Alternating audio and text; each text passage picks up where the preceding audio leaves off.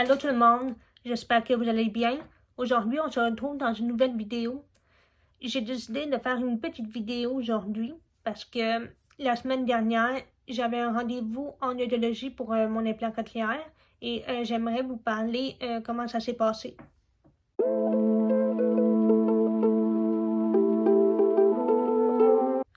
Depuis que je porte mon implant cochléaire, j'ai un rendez-vous avec une audiologiste à chaque année pour vérifier si j'entends bien les sons, pour savoir si mes électrodes fonctionnent bien, pour savoir si mon implant cochléaire fonctionne bien aussi.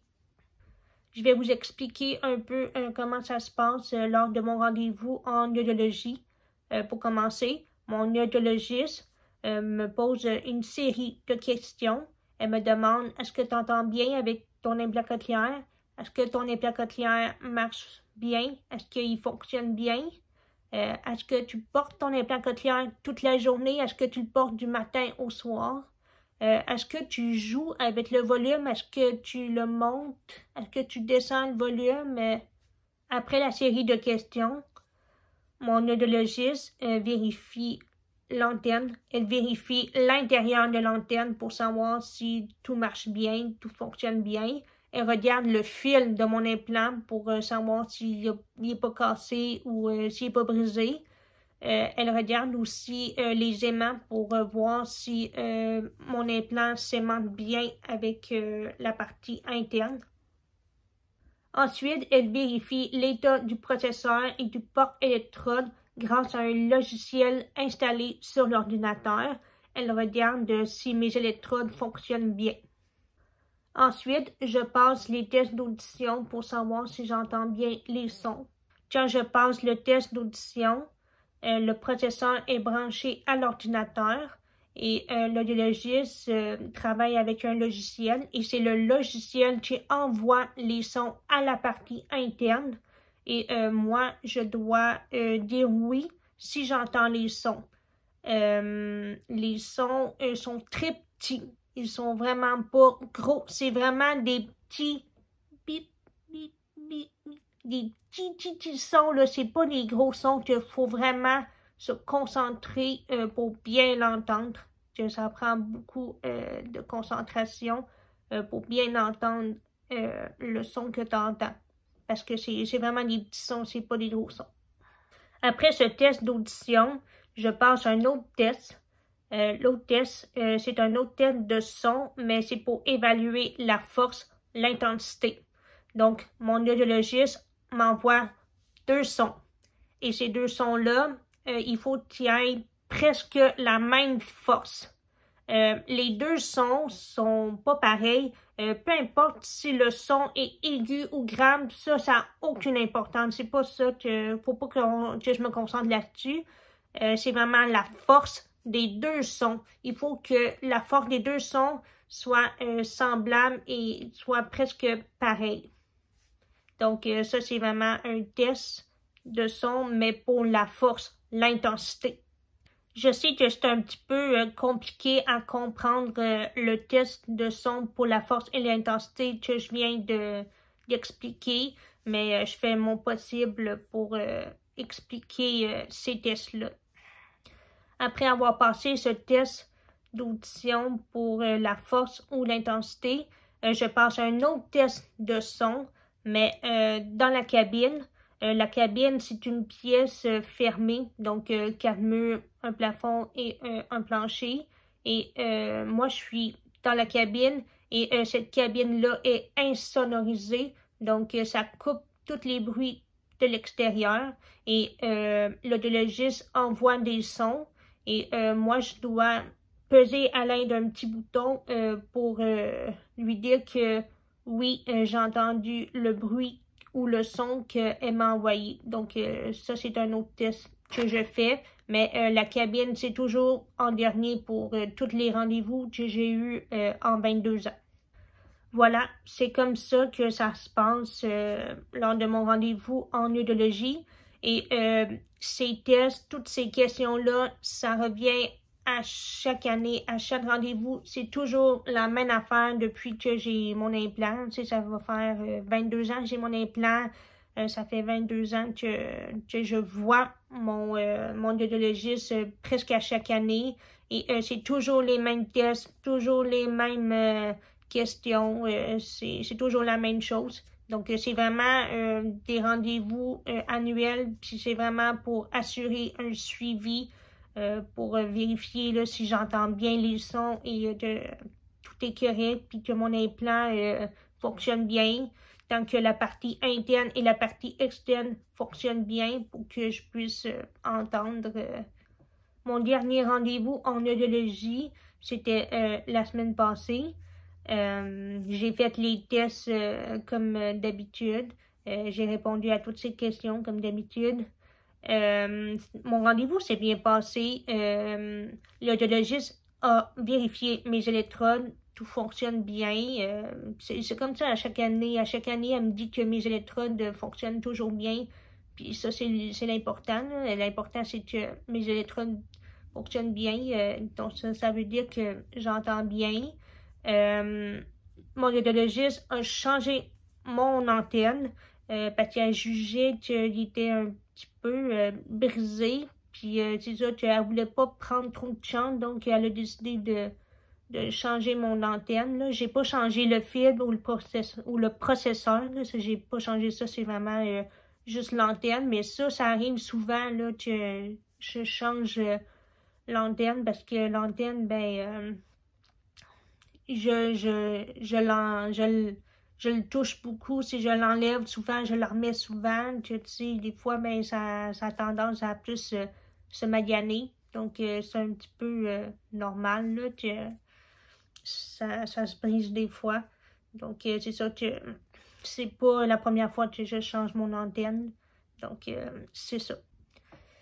Et mon fil d'implant, moi, j'ai un fil, donc je porte en ce moment, puis j'ai un autre fil, mais ça, c'est en cas d'urgence. Donc, si le fil que j'ai en ce moment, il se brise ou se casse, ben, il faut que je le change rapidement. Donc, le deuxième fil sert à ça. Donc, ça, c'est vraiment en cas d'urgence. Donc, je le prends si le premier se brise. Et c'est ça que là, le deuxième, il était brisé. Donc, je l'ai ramené à mon rendez-vous en audiologie. Que je l'ai donné à mon audiologiste, le fil qui était brisé. Puis, elle m'a redonné un autre. Donc, c'est ça. Donc, je paye pas pour le fil. Donc, quand il y en a un brisé, ben, je l'échange pour un neuf. Donc, c'est toujours comme ça. Puis, même chose pour le micro. Le micro, s'il est désinfectueux, ben, je le change pour un nouveau. La même affaire pour le fil.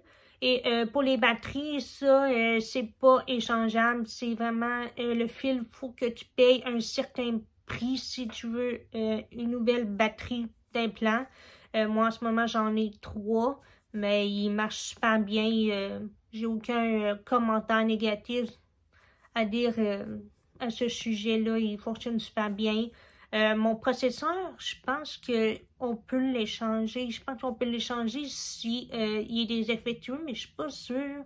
Mais je pense qu'on pouvait l'échanger parce que dans le passé, j'ai déjà eu un processeur qui avait beaucoup de problèmes, puis on a réussi comme à l'échanger pour un nouveau. Que je pense que le processeur, on peut l'échanger. Que c'est ça. Les autres, pour l'antenne, le fil, puis le processeur, ben on peut l'échanger. C'est vraiment la batterie que moi, ben il faut le payer de ma poche, en fait. Comme je disais tantôt, les rendez-vous sont une fois par année depuis que je suis petite. Mais pour les enfants, le rendez-vous en audiologie, c'est au moins une fois par année. Pour les adultes, tu peux prendre un rendez-vous, faut que tu prennes un rendez-vous en fait, mais pour pas que ça dépasse plus que 2 ans. Tu sais, faut que, admettons, tu peux y aller, tu peux prendre un rendez-vous genre quand ça fait 1 an et demi depuis le dernier rendez-vous, ça tu peux faire ça, mais pour pas que ça dépasse 2 ans, parce que c'est important de continuer le suivi pour l'implant cochléaire pour s'assurer que tout fonctionne. Parce que avant, moi, j'y allais à chaque année avec mon père à l'hôpital pour mon rendez-vous en audiologie. J'y allais à chaque année. Souvent, je manquais l'école pour aller à mon rendez-vous. Puis mon rendez-vous, c'est pas juste 30 minutes, là, c'est vraiment 1h45 minutes, là, c'est vraiment pas 30 minutes que ça prend du temps, en fait. Donc, c'est ça, c'est maximum 2 heures, mais moi, je juge souvent, la plupart de mes rendez-vous, ça se passe en 1h45 minutes. Et pour avoir un rendez-vous en audiologie, il faut prendre rendez-vous par nous-mêmes. C'est pas l'hôpital qui t'appelle pour prendre un rendez-vous, c'est vraiment moi qui dois prendre le rendez-vous. Je sais pas si c'est ça pour les autres personnes, je sais pas si eux autres, ben c'est l'hôpital qui les appelle pour donner un rendez-vous, mais en tout cas, moi dans mon cas, c'est à moi d'appeler à l'hôpital pour avoir un rendez-vous, que soit je les appelle ou soit je leur envoie un courriel pour avoir un rendez-vous. Cette année, ça a été quand même assez long. En fait, je pense que c'était, ouais, c'est ça. C'était au mois de mai, j'avais envoyé un courriel au mois de mai pour avoir un rendez-vous. Puis ils m'ont répondu, ils m'ont dit que il allait me mettre sur une liste d'attente parce que il y avait beaucoup de monde là, qui allait prendre un rendez-vous. Donc je me suis retrouvée sur une liste d'attente. Et là, ben moi dans ce temps-là, j'ai continué à faire ma vie. Puis c'est ça. Que là, ça a été mai, juin, juillet, août, septembre, octobre, novembre. Puis là, au début du mois de novembre, ce mois-ci, mais là, je me suis dit que ça commence à faire long, là. Que là, j'ai décidé de les relancer. Que là, je pense que c'est un lundi, j'envoie un courriel à l'hôpital. Je dis bonjour, je m'appelle Sarah. Je vous ai écrit au mois de mai pour avoir un rendez-vous et vous m'avez dit que j'étais toujours sur une liste d'attente. Aujourd'hui, je vous ai écrit pour savoir est-ce que je suis toujours sur une liste d'attente, est-ce que je vais bientôt avoir un rendez-vous. Puis là, j'ai reçu le même courriel, j'ai reçu un retour de courriel dans la même journée et la personne qui m'a répondu, elle m'a dit que oui, j'étais toujours sur une liste d'attente. Après avoir lu ce courriel-là, j'ai dit, bon, ok, je suis toujours sur une liste d'attente. J'ai dit, bon, je vais attendre. Puis le lendemain, je reçois un courriel dans la matinée, puis on me dit que j'ai un rendez-vous. Ils m'ont fait un rendez-vous, puis moi, ça me convenait la journée du rendez-vous. J'ai dit, ok, je confirme mon rendez-vous, puis je vais venir. Mais ça a vraiment pris plusieurs mois pour avoir un rendez-vous. Puis avant, quand je prenais un rendez-vous, c'était plus rapide, là. Je pense que c'était comme dans 2-3 mois, j'allais avoir le rendez-vous. Mais là, ça a pris juin, juillet, août, septembre, octobre, novembre, décembre, non, novembre. Ça, environ peut-être 4-5 mois. Je sais, ça a été plus long que prévu. Mais regarde, je suis pas tout seul, on est beaucoup porteurs d'implants.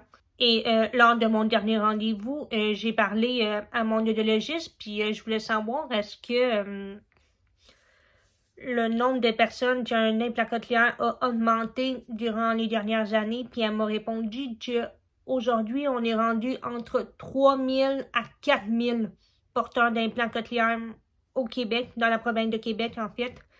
Et c'est quand même assez énorme depuis mon temps à moi en 2000. Puis elle m'a même dit aussi qu'il opérait 3 à 4 fois par semaine pour avoir un implant cochléaire, pour opérer la partie interne en fait. Que quand j'ai entendu qu'on était rendu 3 à 4 000 porteurs d'implants cochléaires, puis qu'il opérait plusieurs fois par semaine, je me suis dit que on est quand même rendu beaucoup à porter des implants cochléaires aujourd'hui dans notre province. Puis je suis pas la seule à porter un implant cochléaire, on est beaucoup. Puis l'implant cochléaire, c'est vraiment quelque chose. C'est vraiment un implant révolutionnaire parce que grâce à cet implant-là, on entend. C'est les gens qui deviennent sourds, puis ils deviennent sourds. Ben, admettons, au début, ils ont une audition normale, puis avec le temps, ben, ils perdent l'audition à cause de X raisons. Ben, puis à la fin, ben, ils ont une sourdité sévère ou profonde, ben, ils peuvent avoir un implant cochléaire, ils ont le droit d'en avoir un. Puis pour les personnes qui sont complètement sourdes, peuvent avoir un implant cochléaire, ben, comme moi. En fait, moi, je suis née sourde, j'entendais rien du tout, puis j'en ai eu un. C'est vraiment fun qu'ils ont pu faire la recherche au niveau de l'audition puis trouver de quoi pour les personnes qui ont des problèmes d'audition pour pouvoir avoir un certain niveau d'audition. Donc, moi, je suis vraiment reconnaissante d'avoir cet implant-là parce qu'aujourd'hui, ben, ça permet que je peux communiquer avec les gens au niveau de l'oral, de parler en français oral, puis que ça permet que je peux écouter des films puis des séries, des vidéos sur YouTube, si je peux faire ça, si je peux parler au téléphone, si je peux faire plein d'affaires grâce à mon implant. Et avoir un implant cochléaire, c'est un plus pour mon autonomie, mon indépendance. Tu sais, admettons, si je veux prendre un rendez-vous chez le dentiste, ben j'ai pas besoin de demander à quelqu'un d'appeler chez le dentiste pour avoir un rendez-vous. Tu sais, je prends mon téléphone, j'appelle, puis je prends un rendez-vous, puis ça finit là. Puis c'est grâce à mon implant là, que je peux entendre puis communiquer avec les gens. Là, si j'aurais pas cet implant-là, ben je serais sourde, puis j'aurais appris la langue des signes. Mais aujourd'hui, c'est pas le cas. J'ai un implant, puis je parle. Puis c'est ça. Ça va être tout pour aujourd'hui. J'espère que vous avez apprécié ma vidéo. N'oubliez pas de liker et de vous abonner à ma chaîne YouTube et de partager si vous voulez. On se retrouve dans une prochaine vidéo. Bye!